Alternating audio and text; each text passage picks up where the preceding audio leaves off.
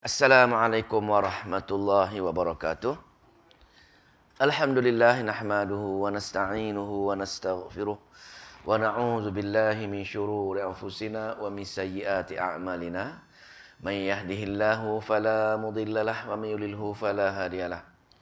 Wa nashhadu an la ilaha illallah wahdahu la syarika lah. Wa nashhadu anna Muhammadan abduhu wa rasuluh. Rabbi shrah li sadri wa yassir li amri. Wahlul 'uqdatam min lisani yafqahu qawli. Amma ba'd. Alhamdulillah, kita teruskan pengajian kita insya-Allah pada hari ini surah Al-Mumtahanah. Bagaimana kisah perempuan-perempuan yang diuji bagaimana kisah perempuan-perempuan yang diuji, iaitu hukum mengenai perempuan-perempuan yang berhijrah di Madinah, didatang ke mana, bagaimana dia diuji oleh ditanya di bai'ah. Itu kisah dia. InsyaAllah kita akan baca bab Al-Mumtahanah sekejap lagi. Muka surat 549, juzuk yang ke-28, dia cuma ada ayat yang 13 ayat saja, insyaAllah. أعوذ بالله من الشيطان الرجيم بسم الله الرحمن الرحيم يا أيها الذين آمنوا لا تتخذوا عدوي وعدوكم أولياء لا تتخذوا عدوي وعدوكم أولياء تلقون إليهم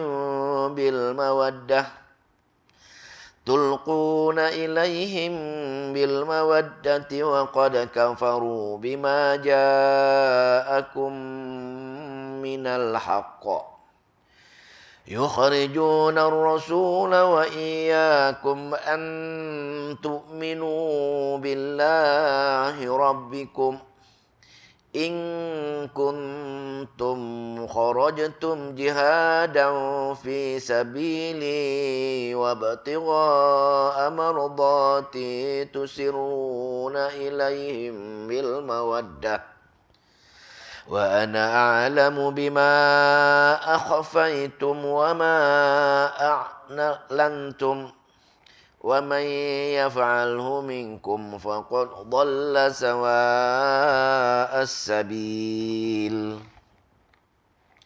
Surah Al-Mumtahanah. Dia juga merupakan surah jihad. Kalau kita ingat lagi pengenalan dahulu, 10 surah terakhir ini, kita dah belajar setakat ini pembukaan dalam surah Hadid. Dalam surah Hadid, dia cerita dua-dua dakwah, iaitu jihad dan infak. Selepas surah Hadid, 4 surah selepas surah Hadid, dia bincangkan bab jihad saja.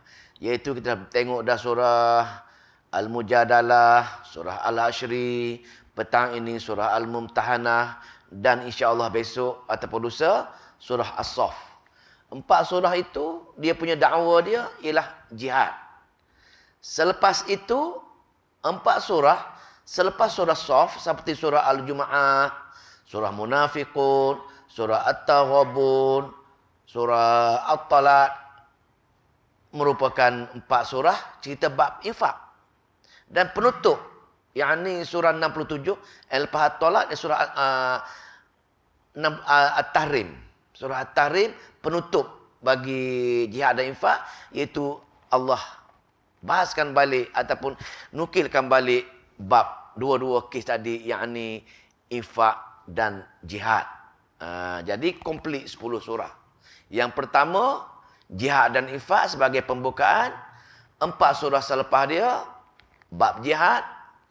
4 surah selepas jihad infak, dan 1 surah selepas 4 infak tadi ialah dua-dua balik jihad dan infak, komplit 10 surah serangkai mengandungi membahaskan bab jihad dan infak. Jadi bila kita dah faham dia punya skop perbincangan, dia tak akan lari daripada dua perkara ini. Senang sikit ataupun kita baca, kita faham, tak lari daripada dua persoalan tadi. Dan bila kaitkan dengan infak dan jihad, maka Allah bongkarkan satu masyarakat, suatu sifat masyarakat yang amat alergik, amat Allah dengan dua-dua sifat, yakni jihad dan infak, ialah sifat orang munafik.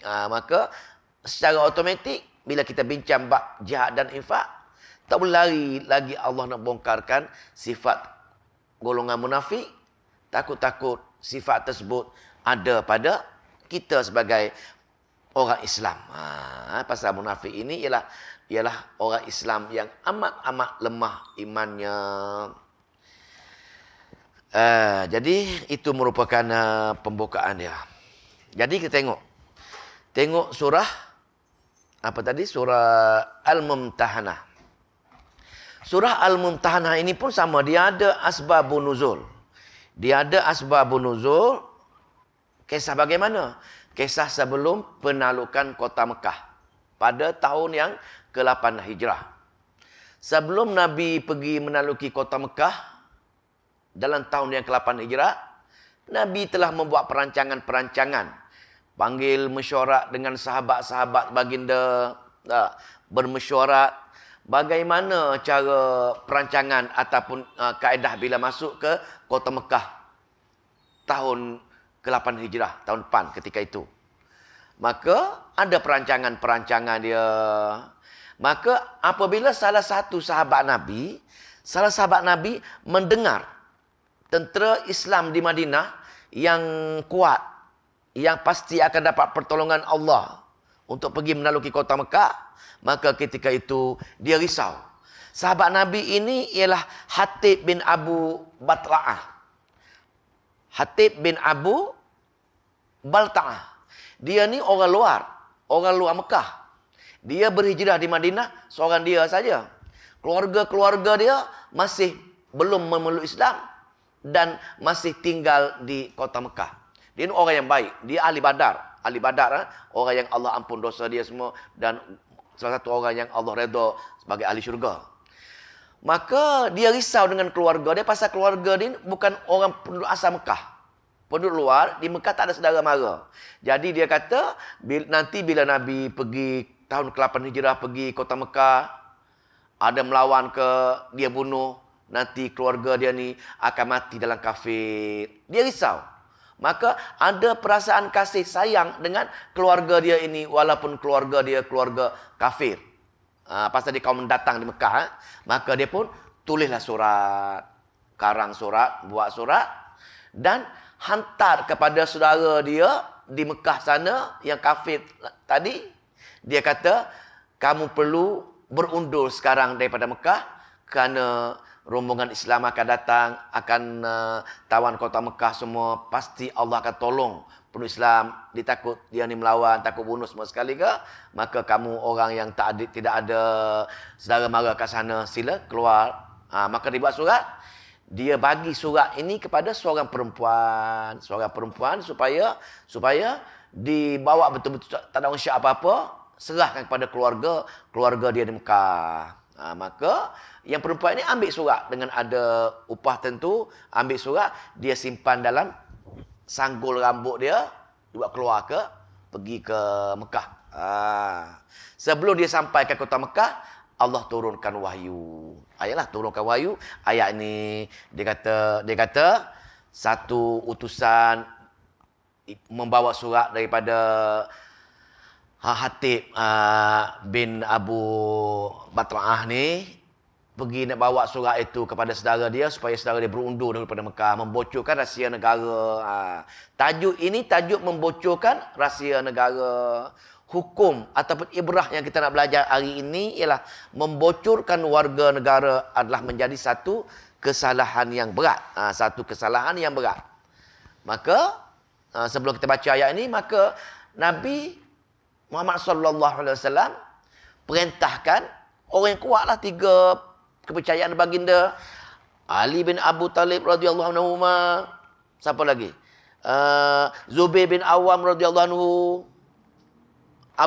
Miqdad, tiga tu pergi. Maka mereka bertiga pun Nabi cerita wahyu Allah, mereka sedang dalam perjalanan ke Mekah, mereka memecut kuda dengan amat laju untuk pergi tangkap perempuan si pembawa surat ini. Maka tak sempat sampai lagi perempuan itu ke Mekah, ditangkap, dipintas oleh ketiga-tiga pahlawan Islam ini. Maka bila pergi dekat dia, ditanyalah, wahai utusan, aku tahu kamu bawa satu surat, ada ke tak ada? Dia kata, tak ada, tak percaya, memang tak ada semua. Dia tunjuk beg-beg semualah. Contoh macam itulah perbualan dia. Maka Sayyidina Ali dia kata, tak mungkin. Setiap Nabi aku bagi tahu, mesti benar, mesti ada. Jadi baik kamu mengaku sebelum aku keluarkan semua pakaian-pakaian kamu ini. Aku selongkapkan semua pakaian-pakaian kamu, maka baik kamu mengaku. Maka perempuan pun tidak ada pilihan lah. Maka dia pun mengeluarkan surat daripada sanggul dia. Maka dia bagi kepada bertiga balik semula menemui Rasulullah. Bila sampai di Madinah, maka Rasulullah SAW pun memanggil Hatib. Memanggil Hatib. Wahai sahabatku Hatib. Wahai sahabatku Hatib. Kenapa kamu membocorkan rahsia negara ini? Kenapa kamu ceritakan kepada orang Mekah? Sedangkan orang Mekah itu kafir. Kenapa kamu ceritakan perancangan-perancangan kita? Maka Sayyidina Umar kata, wahai Rasulullah, si Hatib ini dah munafik. Bagi aku peluang untuk penggal leher dia. Dia orang garang dah. Bagi aku sekarang aku nak penggal leher dia. Maka Rasulullah jawab, sabar wahai Umar. Dia ni ahli Badar. Dia ni Allah ampunkan dosa dia. Kita dengar dulu apa penjelasan dia. Maka Hatib pun bagi tahu Rasulullah SAW. Wahai Rasulullah, benar, aku yakin 100% dengan kamu, wahai Rasulullah. Aku yakin dengan pertolongan Allah, wahai Rasulullah. Aku yakin. Jadi tujuan aku ini sebenarnya pasal aku rasa sayang dengan keluarga. Pasal keluarga aku ni orang baik. Aku saja tidak ada kesempatan untuk ajak dia kepada ajaran Islam. Dia pula tak ada saudara di Mekah.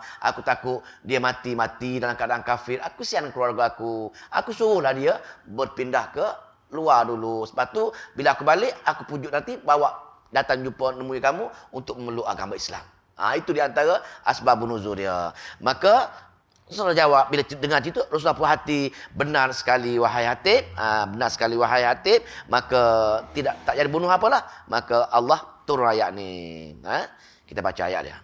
Itu asbab nuzul ya. Sebab tu bila kita nak baca ayat ni, kalau kita tak baca asbab nuzul, kita tak faham apa arahan Allah dalam ayat Al-Mumtahanah ini. Ya ayyuhallazina amanu, ya wahai orang-orang yang beriman, wahai orang-orang yang beriman, la tattakhizu aduwi wa aduwakum awliya. Janganlah kamu menjadikan musuhku, musuh Allah lah, pasal dia orang kafir belum masuk Islam lagi.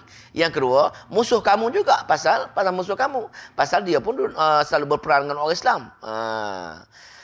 Lepas tu cara mana?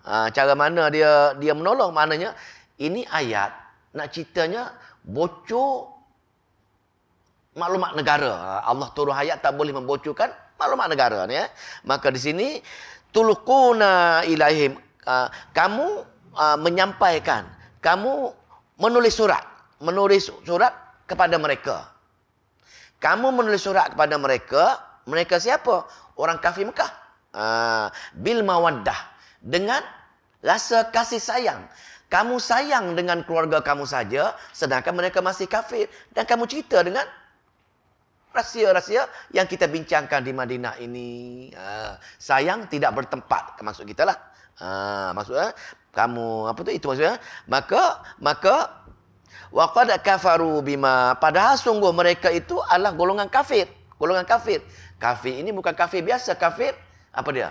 Kafir yang melawan Islam dipanggil kafir harbi. Kafir banyak jenis kafir. Ada kafir harbi, ada kafir zimmi, apa lagi? Ada kafir, 2-3 kafir lagi, tak ingatlah. Kafir-kafir ini, kafir harbi, kafir yang melawan, berperang, yang kutuk. Kafir zimmi, kafir yang babat bayar cukai. Ada kafir lain, kafir yang dapat penempatan sementara. Ada kafir yang adli, kafir yang mendapat jaminan keselamatan. Itu jenis-jenis kafir. Tetapi kafir harbi tidak ada tolak ansur. Pasal ada peluang dia akan attack Islam. Ada peluang dia akan hina Islam. Kafir harbi dia melawan. Dia melawan. Jadi undang-undang yang Allah turun ini ialah untuk kafir harbi. Untuk kafir harbi Waqad kafaru, padahal sungguh mereka itu jenis kafir harbi. Yani bima ja'akum apa yang telah datang kepada kamu dengan golongan kafir ini ialah minal haqq, iaitu kebenaran. Mereka tolak kebenaran sebenarnya. Lepas tu kejahatan mereka, walaupun bukan mereka, negara Mekah ini ialah kerana apa dia? Yukhrijunar rasula. Mereka mengusur rasul-rasul. Mereka mengusur rasul kita daripada Mekah, terpaksa berhijrah ke Madinah. Lepas tu wa iyyakum, dan kepada kamu juga dia halau kamu, dia kamu tinggal harta-harta, kamu tinggal segala keluarga di Mekah. Pasal dia halau kamu lari ke Madinah. Pasal kejamnya kafir harbi ini, tapi kamu nak baik dengan dia. Itu soalan-soalan macam tu. Lepas tu kenapa kamu datang ke Madinah? Kerana pasal kejujuran kamu, antu'minu billahi rabbikum. Kerana kamu datang ke Madinah ini pasal dia halal tadi, tapi kamu datang niat ikhlas untuk beriman kepada Tuhan, pada Allah Subhanahu wa taala. Jadi in kuntum kharajtum, dan bila kamu pindah keluar ke Madinah ini, tujuan kamu nak berjihad, nak mengembangkan Al-Quran, mengembangkan Islam balik, maka fi sabili, di jalanku, kamu nak mengembangkan Islam balik kepada mereka juga, seluruh dunia juga, dan wabtigha, dan kamu mencari apa? Mardati, mencari redha Allah Subhanahu wa taala. Dah tujuan kamu nak berjuang, nak mencari keredaan Allah, mari ke sini tiba-tiba kamu berbaik dengan dia orang. Itu maksudnya. Baik dengan dia orang. Sedangkan kamu menulis surat dengan dia. Tusirruna, kalian merahsiakan ilaihim, kepada mereka, bil mawadah, kerana kasih sayang pada mereka tadi. Walaupun kamu tulis surat, walaupun kamu buat macam mana, walaupun kamu ada kasih sayang pada mereka, wa ana a'lamu bima akhfaitum, dan aku, Allah kata, aku lebih mengetahui bima akhfaitum, dengan apa yang kamu sembunyikan. Kamu tulis surat ke, kamu hantar utusan dengan dalam sanggul wanita ke, aku maha mengetahui. Akhfaitum, kalian sembunyi, wa ma a'lantum, dan apa yang kalian nyatakan, wa may yaf'alhu minkum, dan barang siapa yang kalian melakukan, aku tahu semua sekali itu. Dan kalau kamu buat juga perkara itu, mana kamu buat juga, maka faqad dhalla sawa as-sabil, maka itulah bukan jalan yang lurus, itu merupakan jalan yang sesat. Kenapa? Kerana membocorkan maklumat ataupun rahsia negara. Selesai satu bab. Selesai, itu punca asbabun nuzul dia. Tengok ayat yang kedua. Kenapa Allah marah sangat berbaik dengan kafir harbi? Kenapa? Tengok ayat yang kedua, teguran untuk orang mukmin tulen, kenapa berbaik dengan orang kafir harbi. In yasqafukum, jika mereka, sebenarnya kamu tak sedar, bila kamu berbaik dengan dia, hanya kamu saja rasa nak berbaik. Kamu saja rasa kasih sayang dengan dia. Bagi pihak orang kafir ini, tunggu masa saja mereka akan membenci. Mereka akan menangkap kita. Maksudnya, macam kita dengar hubungan orang kafir harbi ini, kita rasa nak berbaik dengan dia. Sedangkan bagi dia cari peluang untuk menghina kita, menangkap kita, memfitnah kita, orang kafir ini. Jadi Allah bangkitlah.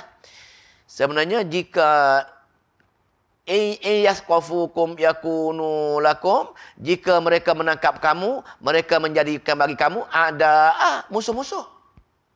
Kamu nak sayang dengan dia, tapi kalau ada peluang ditangkap kamu, dianggap kamu, tangkap kamu sebagai musuh dia.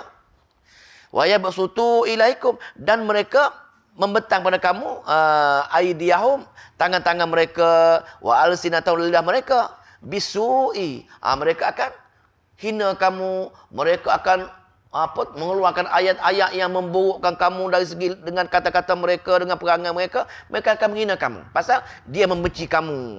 Pasal dia orang kafir, harbi, dia membenci orang mukmin tulen.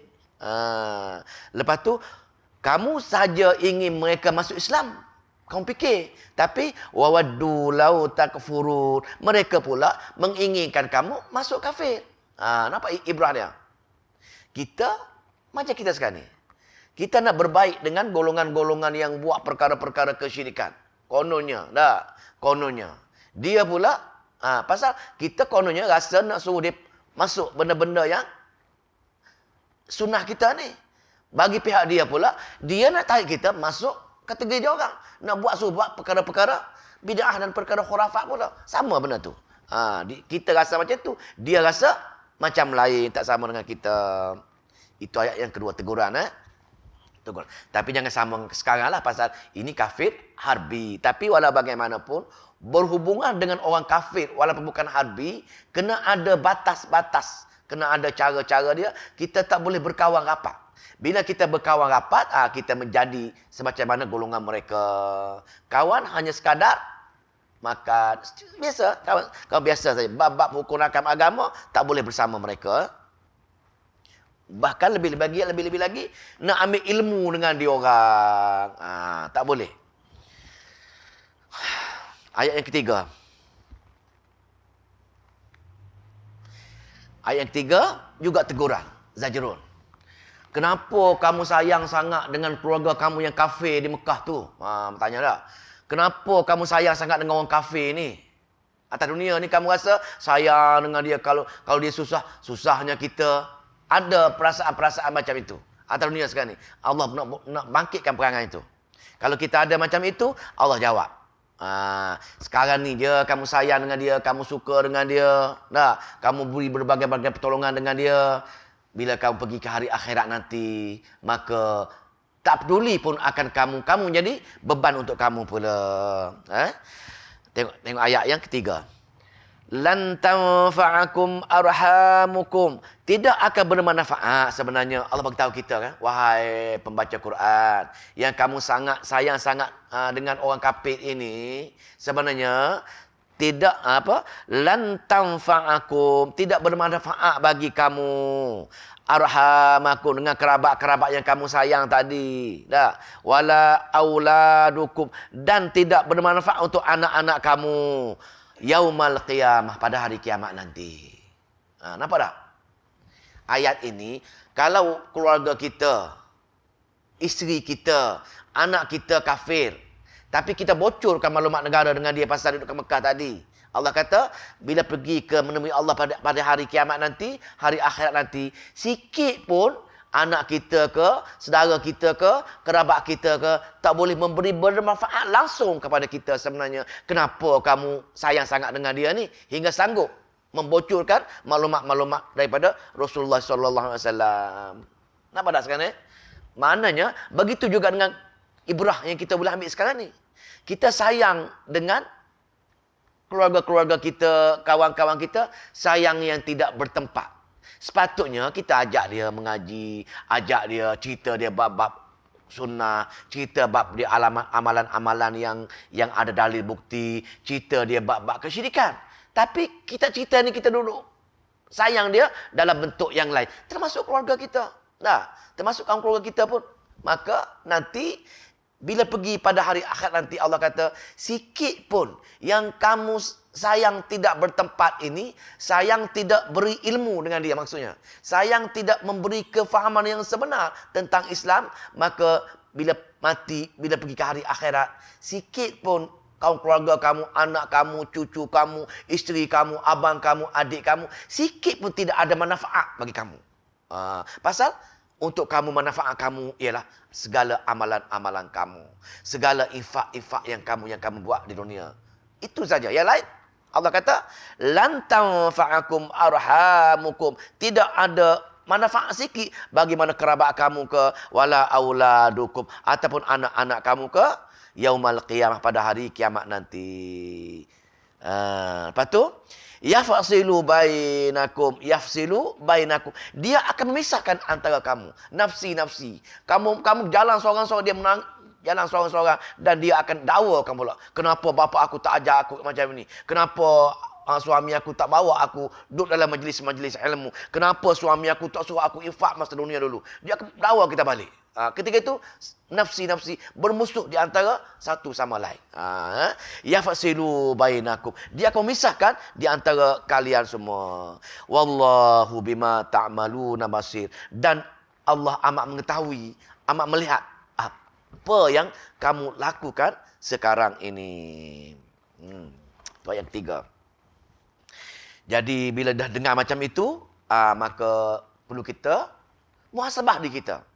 Adakah kita telah melaksanakan hak kawan kita, hak keluarga kita dengan ayat-ayat Allah Subhanahu wa ta'ala? Kalau tidak, itulah ancaman dia. Maka Allah dalam ayat yang keempat, Allah buat satu dalil nakli. Satu dalil nukilan. Kisah-kisah Nabi-Nabi dahulu bagaimana untuk menjadi ikutan kita. Allah buat perumpamaan.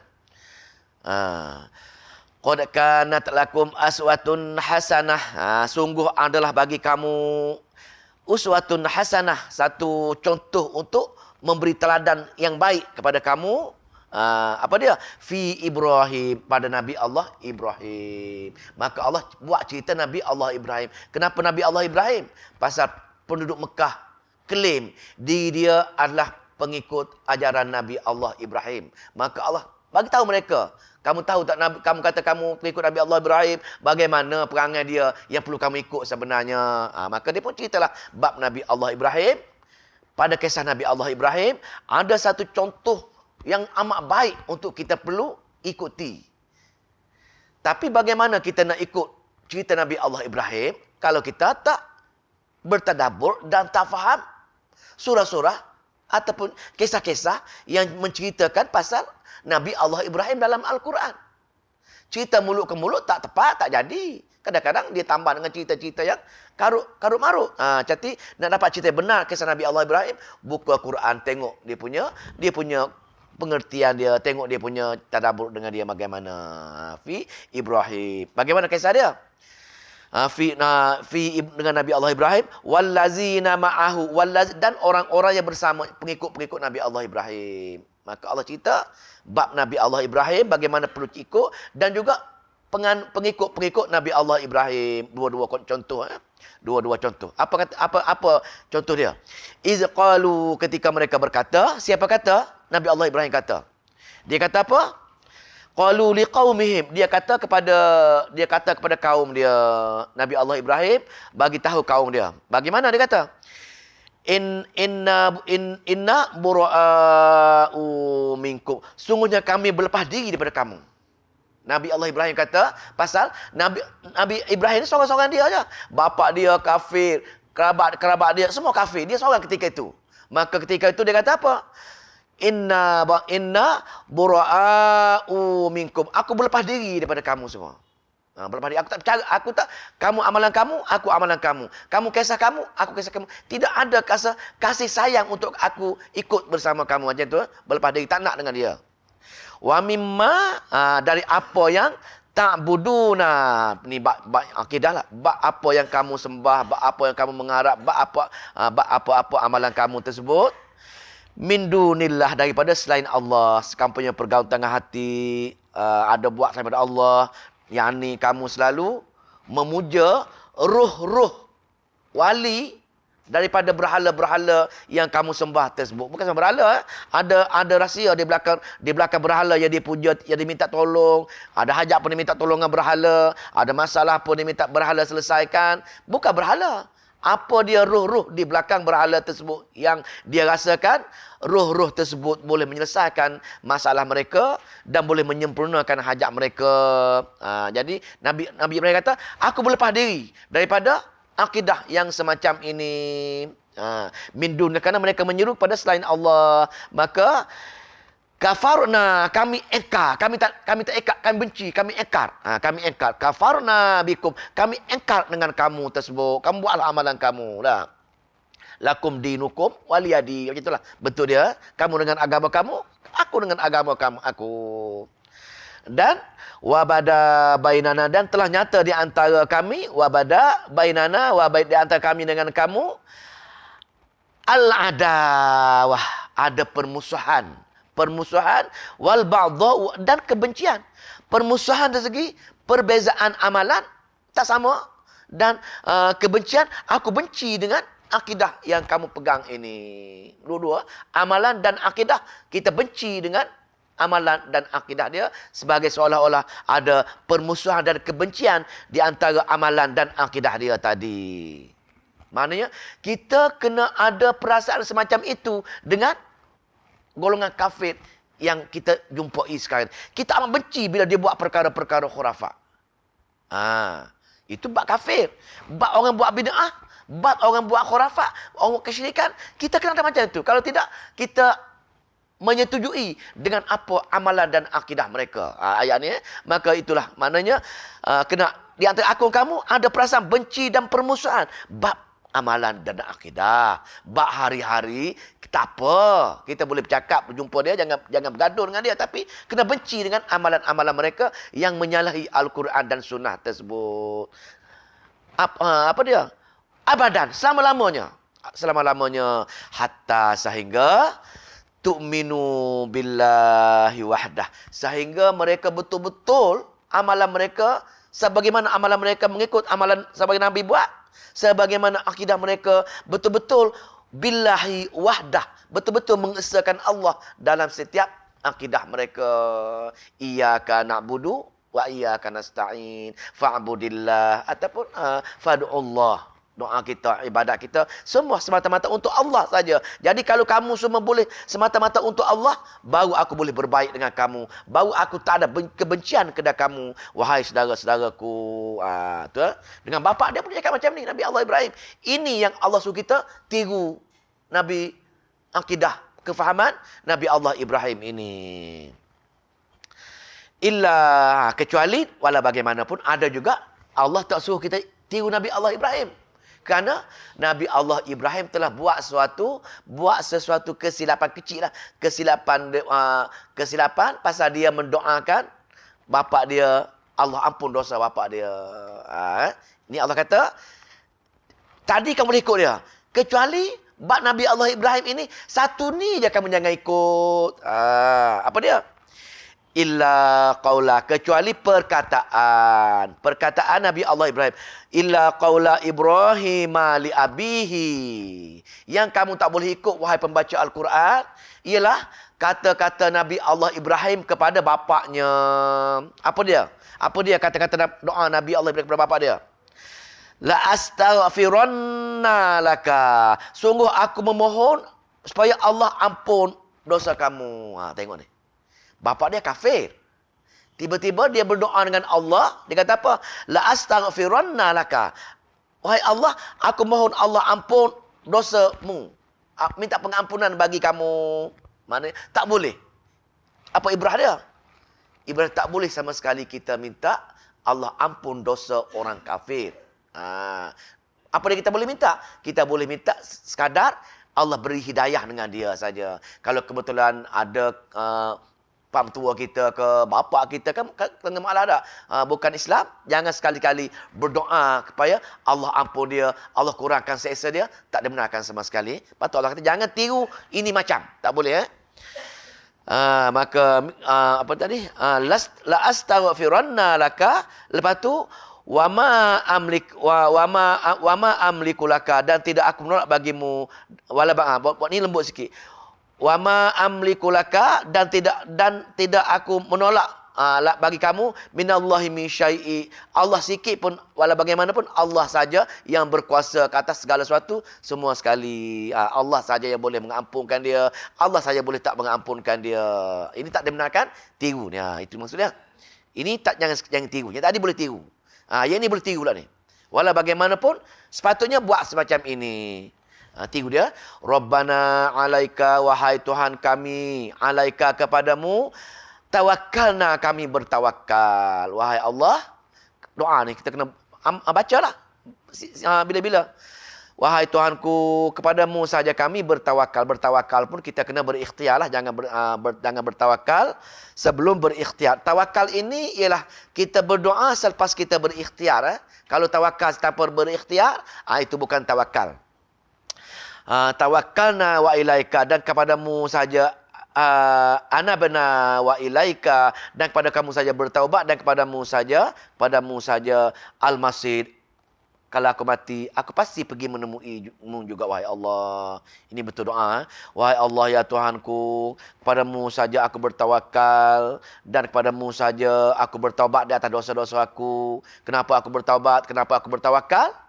Kerana pasti bila aku mati, wa ilaikal masir, denganmu aku pergi menemui kamu. Ketika itulah kalau aku ada dosa, kamu hukum aku, wahai Allah. Jadi aku bertaubat sekarang ni, wahai Allah, supaya aku pergi menemuimu. Kamu dah sucikan dosa aku masa atas dunia lagi. Ini sambungan doa dia. Rabbana taj'alna fitnatan lillazina kafaru waghfir lana Rabbana. Wahai Tuhan kami, janganlah engkau jadikan pendirian dan keyakinan kami terpesong kerana penindasan orang-orang kafir. Maknanya, wahai Allah, bila orang kafir ugut kami, bila orang kafir hina kami, janganlah kamu jadi kami terpesong, yakni kami mengikut jejak langkah mereka. Takut kami terfitnah sebagaimana mereka juga.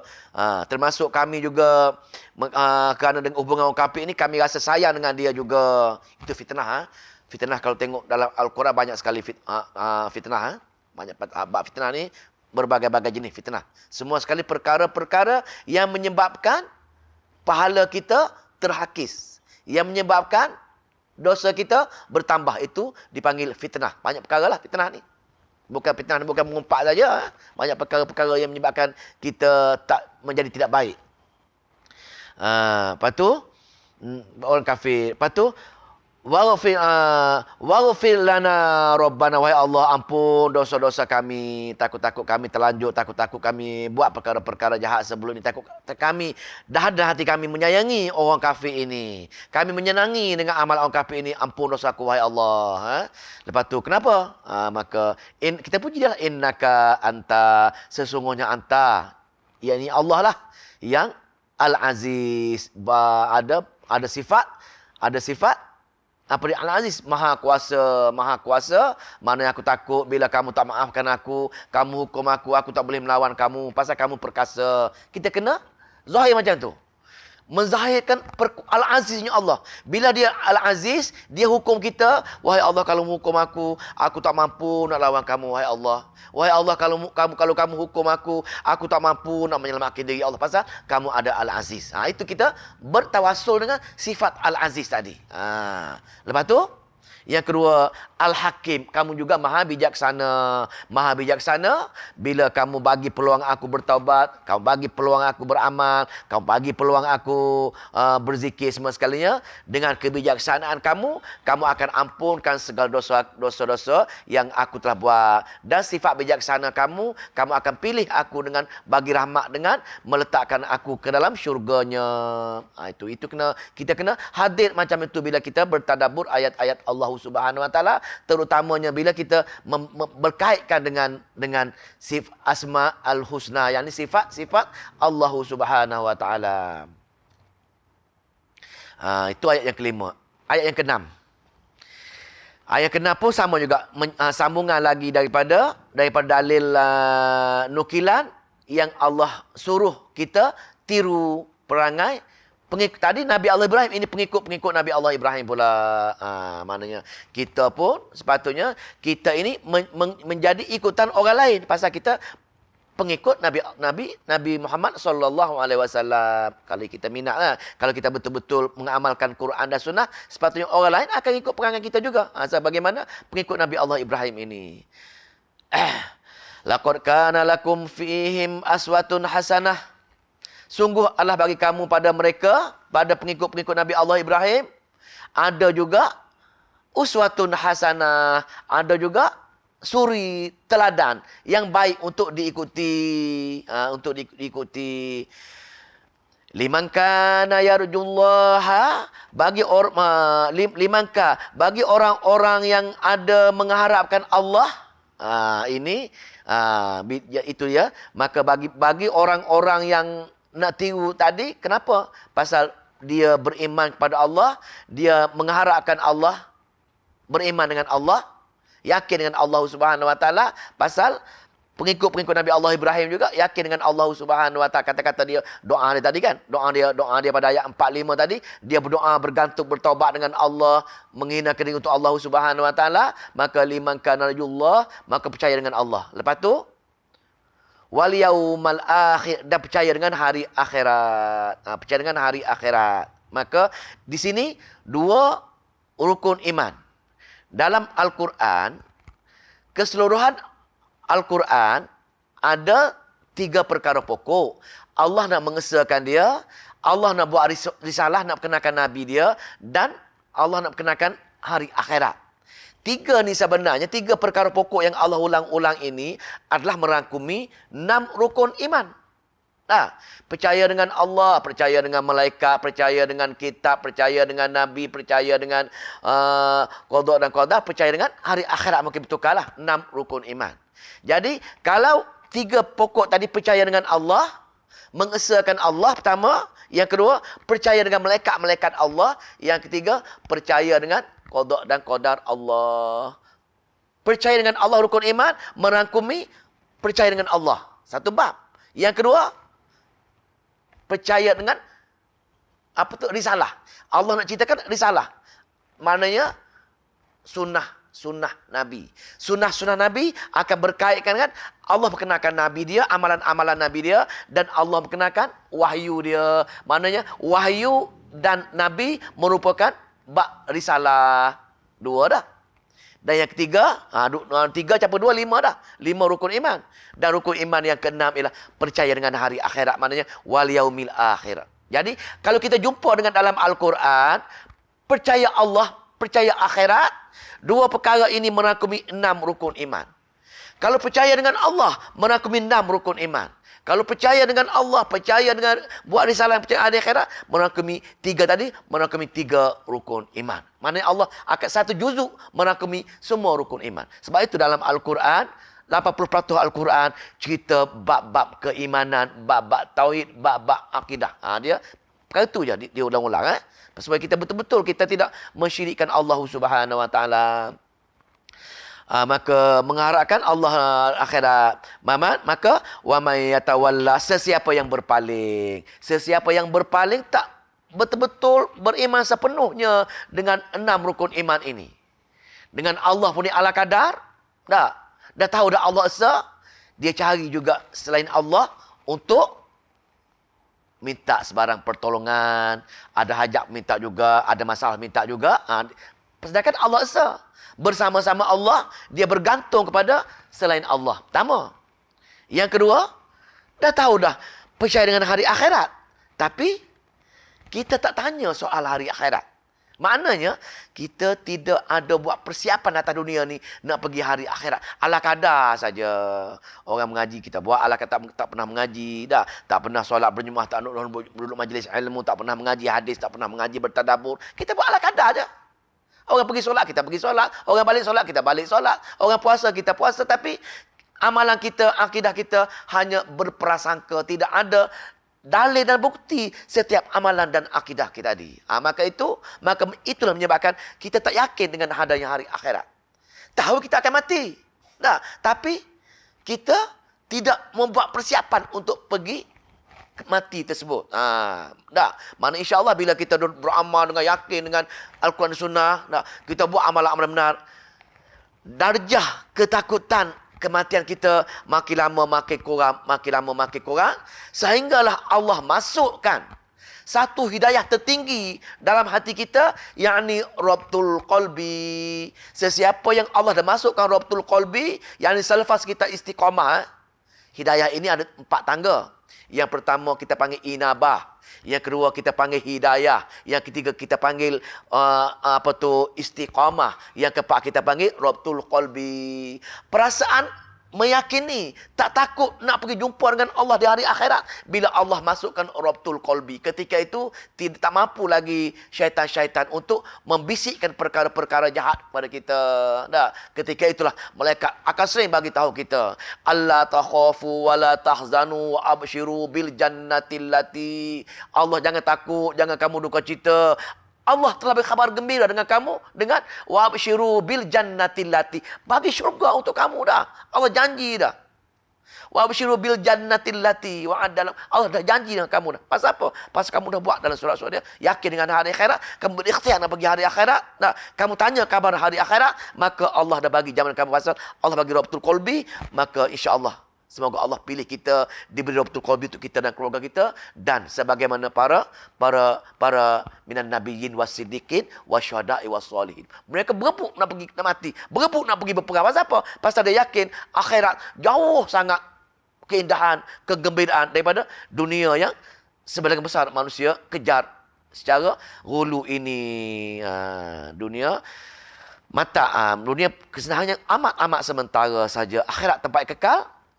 Jadi sesiapa yang berpaling daripada dua perkara ini, siapa yang buat persiapan akhirat ini, maka fa innallaha huwal ghaniyyul hamid. Maka sebenarnya maka sungguhnya Allah, dia maha kaya, dia tak rugi apa pun kalau kamu berpaling. Kamu tak nak solat, kamu tak nak mengaji Quran, kamu tak nak apa, dia tak rugi apa pun, dia maha kaya. Dah, Al-Ghani, dan dia ada terpuji tinta tingkah laku dia. Dia terpuji segala tindak Allah Subhanahu wa taala. Ayat 7. Dia ada 13 ayat akhir kok. Kita simpan untuk besok pagi tu. Ayat 7. Adakah Allah halang kita daripada berbuat dengan orang kafir? Adakah Allah larang kita berhubung, bercakap, minum kopi dengan orang kafir? Bukan macam itu. Ini dia. Hanya kafir harbi saja. Kafir-kafir lain dibenarkan. Selagi kita tak menyukai betul amalan-amalan ataupun akidah dia tadi. Kena ada perasaan benci untuk mereka. Cuma, tengok. Asallahu mudah-mudahan Allah ayyaj'ala bainakum, Allah akan menjadikan di antara kamu wa bainal ladzina adaitum, dan di antara orang-orang musuh kamu, minhum dari mereka, mawaddah, kasih sayang. Ini bukan tu. Maksud ayat ni Allah nak bagi tahu, walaupun kamu sayang sangat dengan orang Mekah yang kafir lagi, saudara-saudara kamu yang kafir nanti Allah kata, Allah bagi bayangan, mudah-mudahan nanti bila kita pergi ke Mekah tahun 8 Hijrah, keseluruh mereka tadi akan masuk Islam dengan rasa kasih sayang. Asallahu an yaj'ala bainakum wa bainal ladzina adaitum minhum. Maka mudah-mudahan Allah akan menjadikan di antara kamu semua, kamu dengan mereka yang bermusuh sekarang ini. Jadi bila tahun 8 Hijrah nanti, bila kau masuk dengan dia, musuh akan bertukar menjadi kawan. Mawaddah, kasih sayang di antara kamu. Ini benar. 8 Hijrah semua sekali penduduk Mekah masuk Islam. Saudara dia yang kafir ke, yang ditinggal ke mana-mana tu akan tinggal semua masuk Islam dengan penuh kasih sayang. Wallahu qadir, dengan kasih, dan Allah Maha Kuasa membolak-balik hati orang bermusuh sangat dengan Islam. Orang yang mencari Nabi, nak potong leher Nabi, nak bunuh Nabi, tapi dengan kuasa Allah, dengan Maha Kuasa Allah, Allah membalikkan hati dia dengan menjadikan dia mempertaruhkan nyawa dia untuk mempertahankan Nabi. Tengok tak? Orang yang paling benci, macam geng-geng Abu Sufyan, geng-geng Ikramah, semua geng-geng anak-anak Abu Jahal semua ni, musuh nombor satu. Musuh nombor satu. Mencari masa nak hina, nak tangkap orang Islam. Tapi kesan daripada doa ini, kesan daripada Allah, bergantung dengan Allah. Maka selepas itu mereka semua masuk Islam secara semua sekali. Maka Allah ceritakan, wallahu qadirun, Allah Maha Kuasa, dan atas perangai-perangai lama saudara-saudara kamu yang kamu benci, kamu tak suka ni, pasal dia kafir lagi. Jadi bila sampai masa nanti, Allah kata segala perangai dia bila masuk Islam, wallahu ghafurur rahim, Allah ampun dosa-dosa lama mereka. Sehingga ke tahap orang yang apa? Orang yang pembunuh Sayyidina Umar apa kan? Masuk Islam lah. Pembunuh apa? Pembunuh Hamzah tu. Masuk Islam dia. Kalau kira Nabi cukup sedih. Pasal Hamzah ni pak saudara dia yang paling-paling sayang. Lepas tu cepat. Nah, Abu Talib lagi disayang lah. Maknanya Hamzah kan salah seorang daripada Abu Talib. Nah, sedih sangat Nabi bila si Yahudi ini bunuh apa tu Abu Talib ini, Abu Hamzah. Last kali dia masuk Islam. Tapi walaupun Allah ampunkan dosa dia, tetapi dalam masa Nabi tak boleh tengok. Nabi tengok mari perasaan sedih Nabi kepada, bukan Nabi benci dengan dia. Nabi sedih kerana kematian Hamzah tadi. Nabi kata, wahai Syekh, kalau kamu nampak aku, dia kata, kamu jauh-jauh sikitlah. Aku tak boleh. Aku teringat dengan empat saudara aku yang mati kamu dulu. Tapi Allah tak ampun dosa mereka dah. Maka larilah si, apa lupa nama dia. Larilah dia. Lari. Washi. Washi. Dari jauh. Nampak Nabi kan? Dia undur ke belakang. Tengok. Dihormat dengan Nabi. Tetapi, last kali, Allah nak naikkan pahala dengan ni, balikkan hati dia ni, dia orang yang bunuh, masa zaman Abu Bakar, dia bunuh Musalmah tu. Apa? Tuhan yang mengaku Tuhan tadi. Apa nama? Tuhan apa nama tu? Yang mengaku, Nabi, mengaku Nabi lah. Dia bunuh balik orang tu. Tengok. Dia, jasa dia. Jahat macam mana pun, bila Allah ubah, dia menjadi orang yang Allah redha semua sekali ni. Begitu dengan sahabat-sahabat yang lain, walaupun dia, tapi kehebatan Nabi, dia jahat macam, dia kejam macam, dia zalim macam mana pun, bila dia berubah, Allah kata, Allah wallahu ghafurur, Allah maha pengampun dan maha sifat ar-rahim dia tak sanggup lagi melihat hamba dia yang bertaubat, hamba dia yang berubah, hamba dia yang buat baik. Aku tak sanggup lagi melihat hamba aku menderita kerana aku. Mulai hari ini, aku akan bagi syurga kepada hamba-hamba aku yang dah berubah, yang dah bertaubat kepada aku ini. Itulah rasa ayat yang ke-10 tu kisah-kisah lain pula tu. Kisah yang nak kita sambung besok lah. 9 hingga 13 kita sambung besok lah. Takut cepat sangat besok. Wallahu ta'ala alam. Pasal surah-surah yang amat-amat pendek. 13, 14, mula-mula 20 ya. Allahumma salli wa sallim wa barik ala Muhammad. Allahumma faqina fi din wa alimna ta'wil wa hdina ila sawa'i sabil. Allahumma fiqna lima tuhibbu wa tarda waj'al akhiratana khairan minal ula. Radina billahi rabban wa bil islami dina wa bi Muhammadin nabiyyan wa rasulah. Allahumma aj'alil qur'ana hujjatan lana ya arhamar rahimin wa taj'alna وتجعلنا على القرآن حجة علينا يا رب العالمين ربنا آتنا في الدنيا حسنة وفي الآخرة حسنة وقنا عذاب النار